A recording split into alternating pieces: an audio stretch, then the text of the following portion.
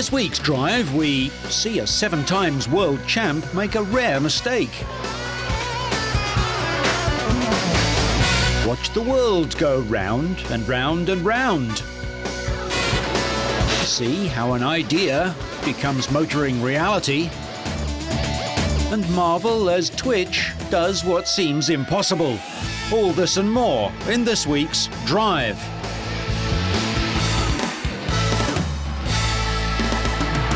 Formula One world champion Fernando Alonso intends to clinch another championship as his parting gift to Renault.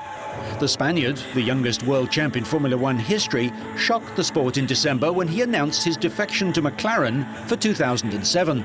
As Renault launched their 2006 car, Alonso brushed aside fears that he could be distracted by his move to McLaren. And Renault put on a united front to support Alonso, despite the shock of losing their newly crowned champion to their bitter rivals. It's a new championship coming, and hopefully we can repeat the success we had last year. Will be difficult, but to have the number one in the car will be extremely proud of it, and I will fight again to win. Much will depend on the performance of the team's new car, the RS26 V8. Both Alonso and his Renault teammate Giancarlo Fisichella were asked about the car, and both seemed eager to begin competing in it. A little bit different, the V8, the style of driving, and we have to get used to the amount of power we have now. But the car seems quite good. We had a very positive feelings at the moment with the car, and we should have a competitive package again in 2006. Rule changes mean that cars must run a 2.4-litre V8 from this year in place of the 3-litre V10s. I had straight away a good feeling. The feedback was great. I feel very comfortable in the car, and it's a step forward. We need just some reliability, and because the performance is already good, so we have a very good potential. For team boss Flavio Briatore, every new season brings new challenges. But this year things will be a little different. The team's job will be to maintain that precious #1 position. You know, every year when we start the season, it's always the same story. You know? It's the new season, the new challenge. This year is a bit different because we start with the championship. We are the #1 and 2 in the car. I mean, we are very proud of that, and we are the team to beat. I mean, we done very important job this winter in the construction of the new car and the new engine. And timing was perfect. We tested the car, and it looked like we are competitive. This is more important. Renault need be staying the top, and Renault need be fighting for the championship in 2006. This is what I hope happen, and I'm pretty sure happen like that. Renault will stay in the sport if it offers a return. In a recorded speech, company boss Carlos Ghosn addressed the threat of a rival series from 2008. Some teams are unhappy with future regulations intended to cut costs by stripping out expensive technology. Obviously, there is some uncertainty about what are the conditions in which, starting in 2008, Formula One is going to evolve. This is not a preoccupation of Renault alone. It's a preoccupation of all car manufacturers trying to figure out what's going to be the environment of Formula One. But if I eliminate this uncertainty and I consider that we're going to come to a good resolution of the questions we have, and that Renault, that the Formula One will continue to be have a good, fair return on investments for car manufacturing in general and for the winner in particular, we should be there.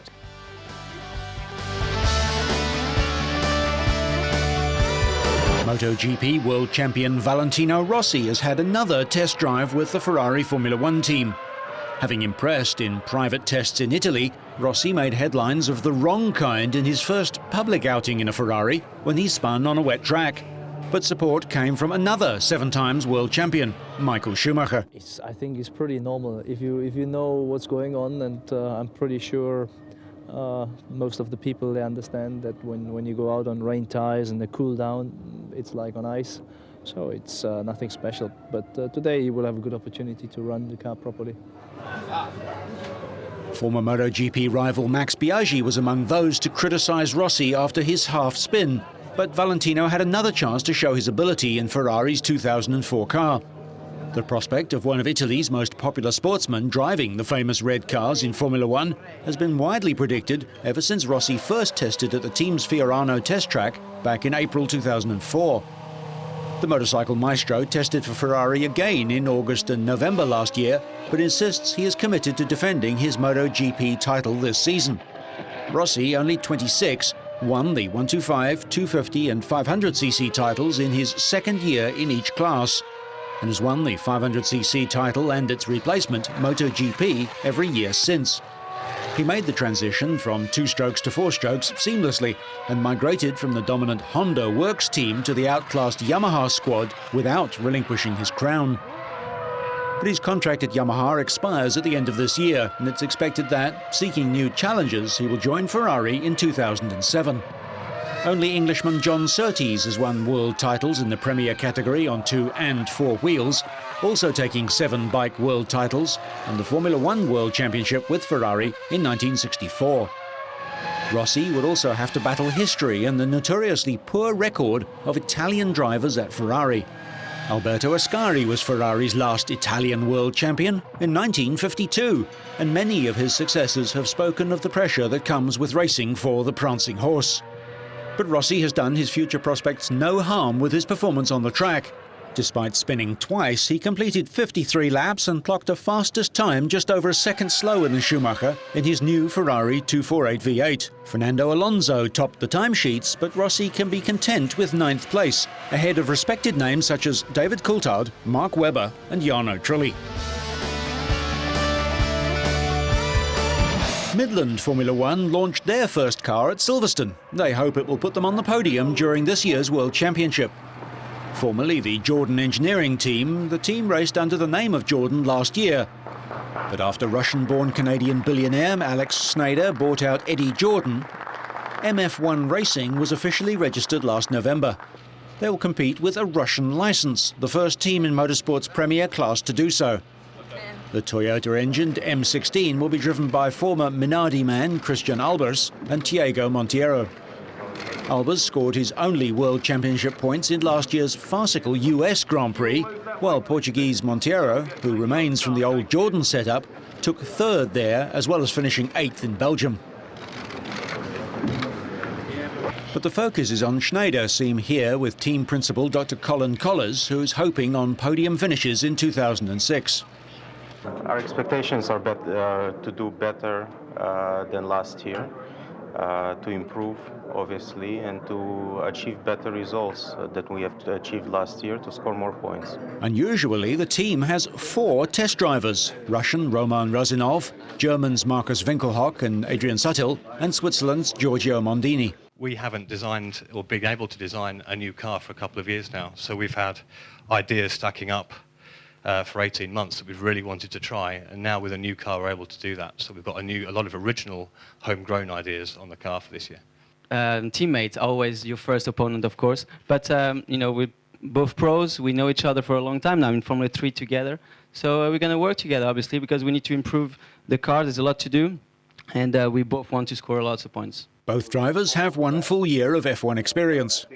What we already said, of course, you want to beat each other, but I think we have to keep one thing in mind, is first to bring the car up to a pace and work as good as possible what we can do. Bring it up to pace, and then hopefully the results and the prestations are there, because on the end of the story, that's the only thing what counts here is the result. Schneider is keen to bring over the best designers and engineers from Russia and to attract sponsors from his birthplace. Christian Albers completed several installation laps interspersed with lengthy pit visits while the team checked over all the systems. Unlike the Jordan EJ15, the team campaigned last year, the M16 has been designed from the first beginnings, built around a bespoke Toyota 2.4-litre engine. James Kay described the design as an aero-led project and is confident the new chassis will prove a major step forward. The team is confident that the relationship with engine supplier Toyota is strong, amid rumours that the Japanese giant will provide Williams with V8s next year. Toyota's input into the team had increased in the last 12 months, and there was no indication that this would change. Toyota have their own F1 team with drivers Ralf Schumacher and Jarno Trulli, and are considered as likely race winners for this year.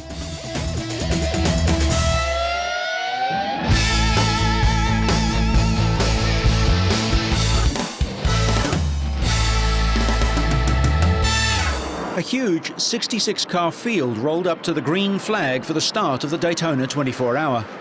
The road course proved to be quite a challenge. Just 4 hours into the endurance race, Emmanuel Collard crashed, ending his team's chances.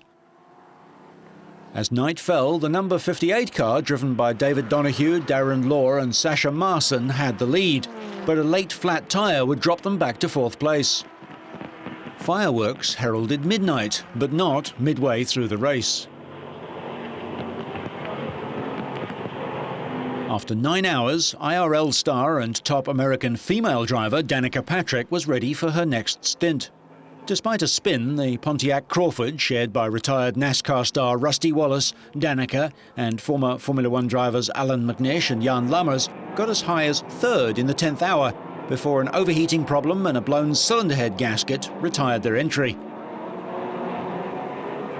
Danica is 11 inches shorter than Rusty and needed a big seat insert, but was at the wheel when the car was retired. In the morning, the number 2 car held the lead. IRL champion Briton Dan Weldon could only watch as former champ New Zealander Scott Dixon took the car through the race's final laps. Christian Fittipaldi was looming large in Dixon's mirrors before a blown engine put paid to his chances with just over an hour left. Dixon took the flag after 734 laps, averaging 108.8 miles an hour, good enough for a one-lap victory over the Lexus Riley of Champ Car teammates AJ Allmendinger and Justin Wilson, and Oswaldo Negri and Mark Patterson. It's big, you know. It's not just the victory lane here, but you know, the 24 hours so difficult to win. It's a big team effort. The Targa guys, you know, worked extra hard during the night, and it was lucky for them that you know, they just had everything down. You know, they had quick changes for any problem that we had, and you know, we did have a few with gearboxes and things like that. So it just, you know, it's so relieving after 24 hours. You know, you're worn out, and it's great to be here.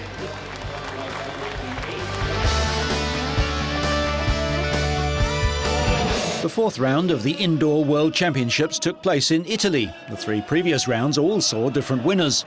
Although we're used to seeing the supermen of trials get over awesome obstacles, some of them did come unstuck in Milan. Perhaps that's why the sport is called Trials.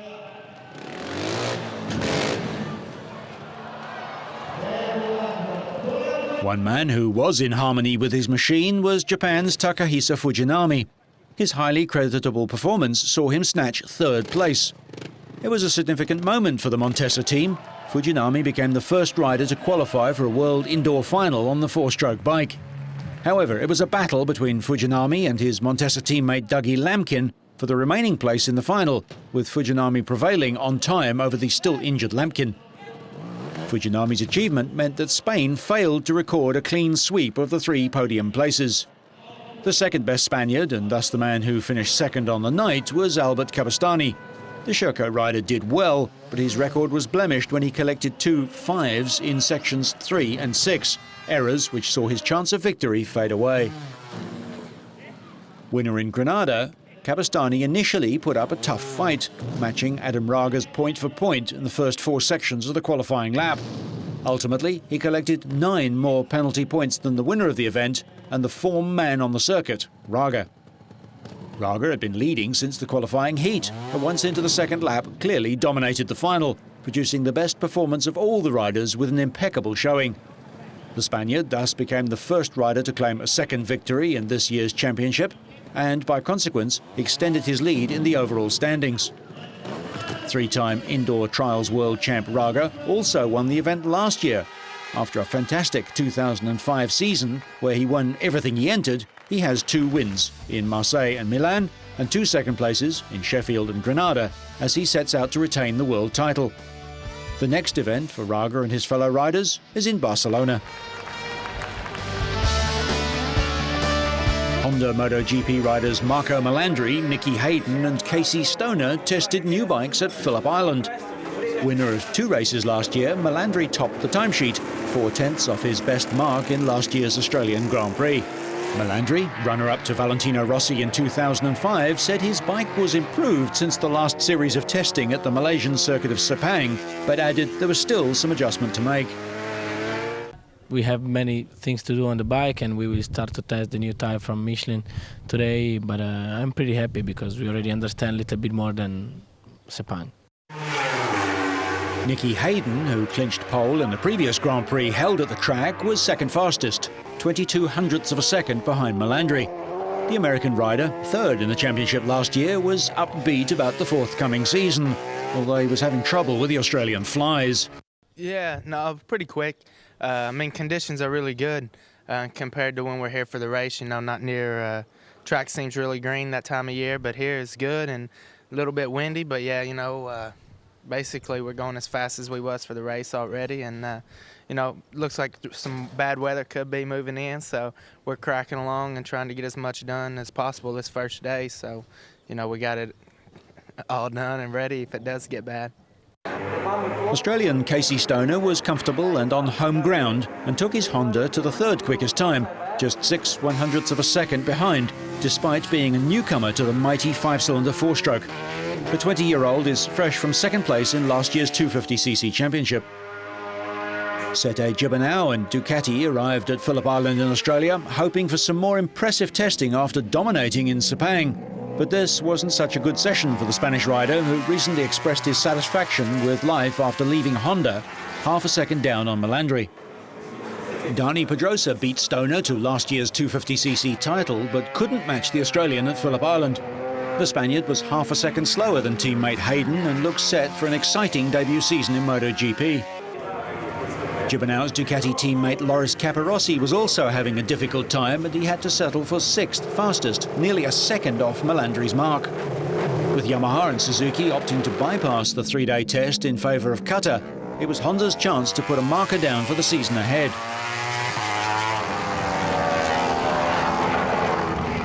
Kawasaki has most to do before the season opener in Spain. Shinya Nakano was quickest of the green men, but was over a second off the pace.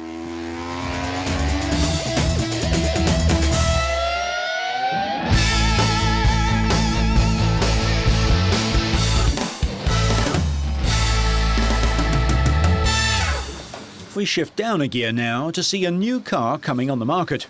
In this high-tech world, it's nice to know that some aspects of car design are still done by hand, by a human. The clever computerized stuff, CAD/CAM or computer-aided design and computer-aided manufacture, comes later. But once the design has been digitized, a computer numerically controlled milling machine can produce models of any size in minutes, so the stylists can see and evaluate their project in 3 dimensions. Not only that, but a virtual reality version can also be created, so that by the time prototypes are built, all the pieces fit and testing can begin. That includes making sure that the quiet ride inside isn't compromised by noise that comes from outside.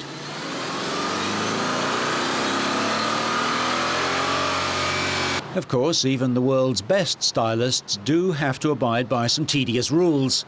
Details like lights have to be a certain distance apart and up from the ground, throw their light given distances and be visible in poor conditions.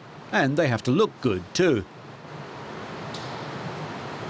Then there's durability testing. Big cold rooms chill down to Arctic temperatures, and then bounce rigs make sure that nothing cracks, fractures or fails. This is especially true for rubber and plastic items such as windscreen and door seals, brake and radiator hoses and drive belts. And then there are salt spray rooms and artificial deserts too. Some bodies are tested for cycles that can include lapping the world's most demanding racetracks almost indefinitely if need be, all without moving an inch. Huge vertical, lateral and longitudinal loads can be imposed time and time again. It's Audi's answer to the BMW X5, Range Rover Sport and so on.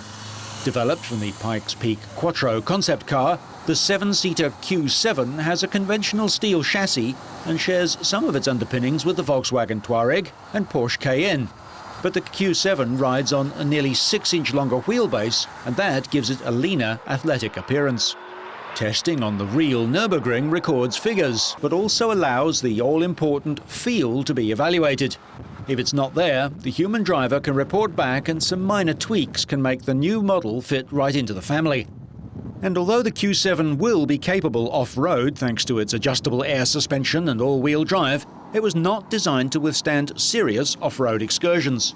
This allowed Audi's engineers to reduce the total weight by 150 kilograms compared to the one used for the Cayenne.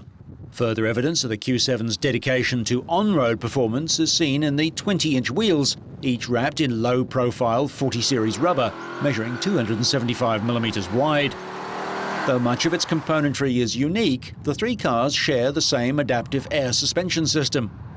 The Pikes Peak show car featured a 500 horsepower FSA direct injection petrol engine, a version of the twin-turbo 4.2 V8, although the production models get Audi's 3.2-litre V6 and 4.2 V8, with their upcoming V10 a possibility. Both engines will be mated to 6-speed Tiptronic automatic gearboxes. Audi has also shown a concept Q7 hybrid, which will likely see the light of day in 2008. The Q7 hybrid will run on a combination of the 4.2-litre V8 and a 32-kilowatt electric motor, which should increase its fuel economy over that of a standard Q7 by about 13%. The interior of the Q7 is similar to the new A6 in design and feel. The driving position is more like sitting in a car than an SUV, again emphasising performance over utility. Stadium-style second-row seats give rear passengers a good view and plenty of headroom and legroom, but foot space is a little tight. Third-row seating is optional, although, as with most vehicles in this class, there's really only enough room for children. The Q7 is being built at Volkswagen's plant at Bratislava in Slovakia. It seems the sportiest utility vehicle might no longer be sold at Porsche dealerships.